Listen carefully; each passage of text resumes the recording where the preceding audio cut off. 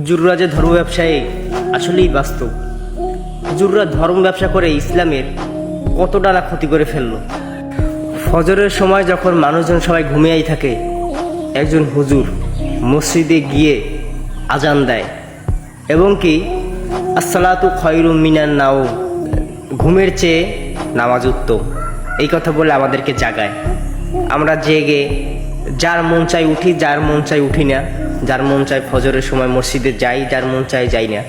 কিন্তু একজন ইমাম সাহেবের কিন্তু প্রত্যেকটা সময়ই তার কিন্তু মসজিদে উপস্থিত থাকা লাগে এবং কি 5 ওয়াক্ত নামাজ মসজিদে বসে পড়ানো লাগে। আমরা সরকারি চাকরি যখন করি আমাদের সাপ্তাহিক ছুটি আছে, কিন্তু একটা ইমাম সাহেব যখন মসজিদে চাকরি করে তার কিন্তু কোনো ছুটি নেই, সাপ্তাহিক কোনো ছুটি নেই। তার মাধ্যমে যদি ফজরের সময় 1 ওয়াক্ত নামাজ মিস হয়ে যায়, কমিটি থেকে বলা হয় যে এই হুজুর ভালো না, সারাদিন মোবাইল টেপতে টেপতে ঘুমাইয়ে পড়ে আর উঠতে পারে না। এই হুজুরের আমল আখলাক ঠিক নেই। দুপুরের সময় যদি হঠাৎ করে কখনো লেট হয়ে যায়, 1 মিনিট 2 মিনিট 5 মিনিট হুজুরের জন্য দেরি করা হয় না। একজনকে বলা হয় ভাই আপনি কাতারে দাঁড়ান, ইমাম সাহেব এসে দেখে তারা কাতারে দাঁড়াই গেছে। ভাই সময়টা তো আর হুজুরের কথা মতন তার সময় চলে না, মানুষের লেট হইতেই পারে। আসলে হুজুরের ধর্ম ব্যবসায়ী, ইসলামটাকে একবার শেষ করে দিল হুজুররা।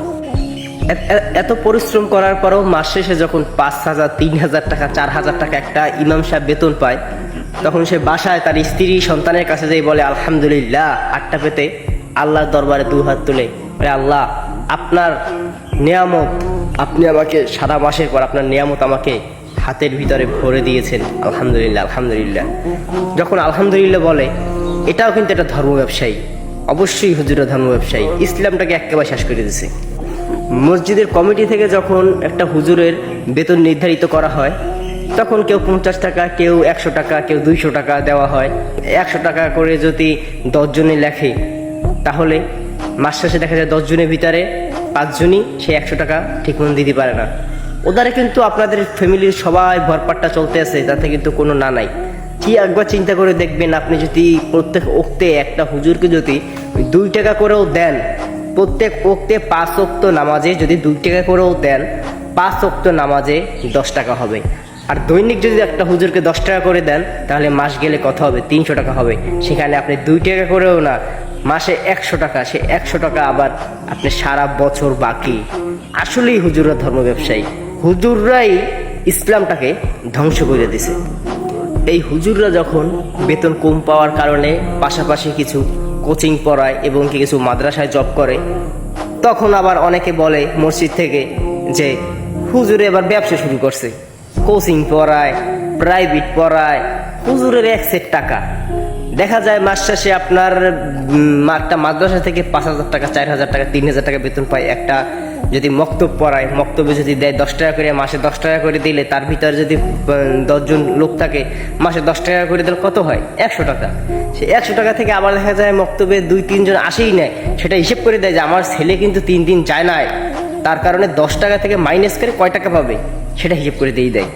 আসলেই হুজুরা ধর্ম ব্যবসায়ী। এইসব যে কাজ বাজ হুজুররা মান্য নেয়, আসলে ধর্ম ব্যবসায়ী ছাড়া এইসব কেউ মানতে পারে না।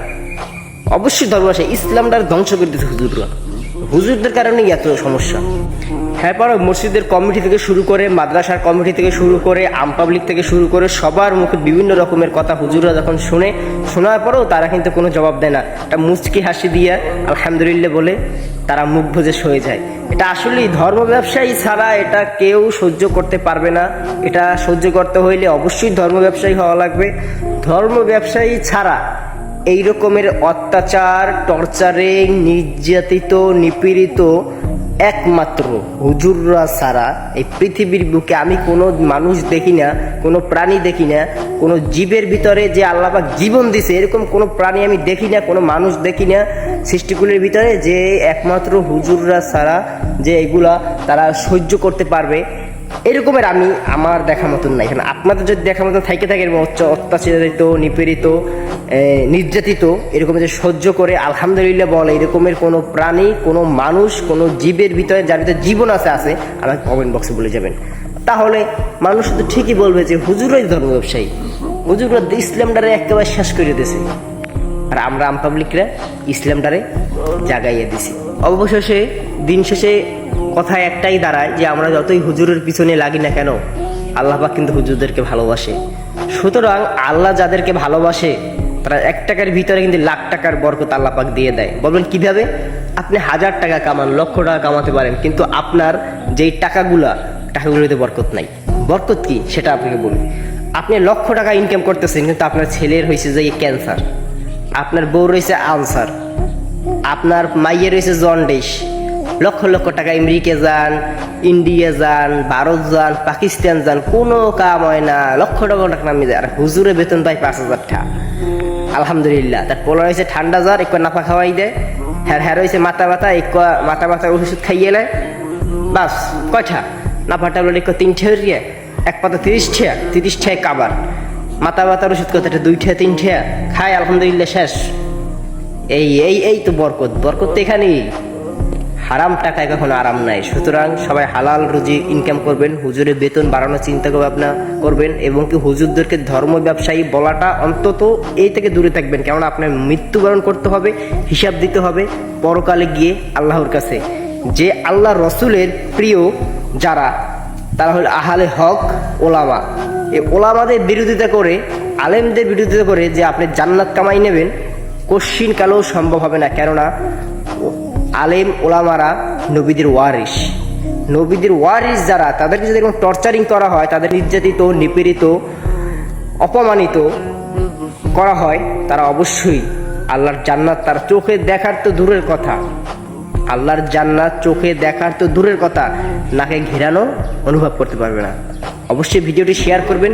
যদি ভিডিওটি ভালো লেগে থাকে, ইসলামের স্বার্থে, দাওয়াতের স্বার্থে আমার ভিডিওটি একটি শেয়ার হলো অবশ্যই করে যাবেন, একটি কমেন্ট করে যাবেন। আসসালামু আলাইকুম ওয়া রাহমাতুল্লাহি ওয়া বারাকাতুহু।